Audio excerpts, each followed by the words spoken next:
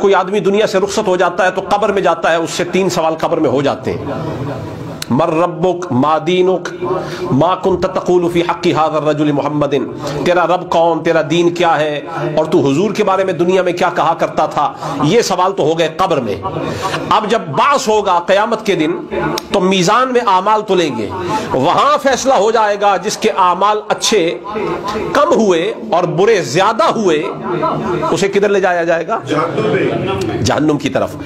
اب یہاں اس مرحلے کا بیان قرآن میں آ رہا ہے کہ جن کے لیے فیصلہ ہو گیا، اعمال تل گئے، قبر کے سوال ہو گئے، اب فیصلہ ہو گیا ان کو جہنم کی طرف لے جاؤ۔ اب جب فرشتے لے جا رہے ہوں گے تو عین اسی لمحے کہ جب انہیں جہنم کی طرف لے جایا جا رہا ہوگا، حکم ہوگا وقفوہم، انہیں روکو، انہم مسئولون، ابھی ہم نے ان سے اور سوال بھی کرنا ہے، ابھی ہم نے ان سے کچھ اور بھی پوچھنا ہے۔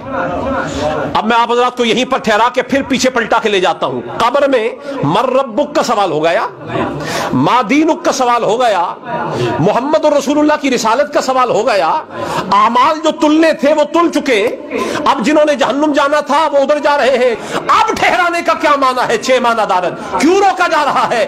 اس کا جواب سوائے کے موقع میں علامہ ابن حجر حیثمی مکی نے جو امام کعبہ ہے انہوں نے بیان کیا، انہوں نے کہا کہ رب تعالیٰ روک کر فرما رہا ہے انہم مسئولون عن ولایت علی، ان سے رب کا سوال ہو گیا، مصطفیٰ کا ہو گیا، دین کا ہو گیا، اعمال تل گئے ہیں، پیچھے کوئی سوال باقی نہیں ہے، یہ جہنم کو جا رہے ہیں، فیصلہ ہو گیا ہے، لیکن ابھی روکا، ان سے ہم نے پوچھنا ہے بتاؤ علی کے بارے میں کیا کہا کرتے تھے۔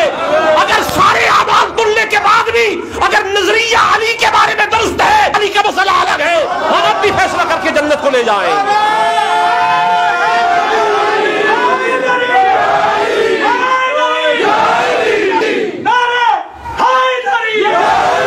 یہ اہل سنت کی کتاب ہے، یہ شیعوں کی کتاب نہیں ہے، اور میں نے جس کتاب کا حوالہ دیا یہ امام مکہ ہے، حرم شریف کا امام ہے ابن حجر حیثمی مکی، ان کی سوائے کے موقع کے اندر یہ بات نقل ہے وقفوہم انہم مسئولون، انہیں جہنم کی طرف ہانک کر لے جایا جا رہا ہوگا لیکن پھر روک دیا جائے گا۔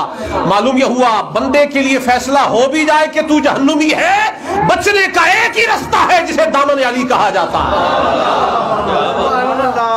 علی کے دامن سے جو لپٹ جائے، حتمی فیصلہ جہنم کا ہو بھی جائے تو آخری مرحلے پر جہنم کے کنارے سے روکا جاتا ہے اور پوچھا جاتا ہے بتا تیرا نظریہ علی کے بارے میں کیا تھا۔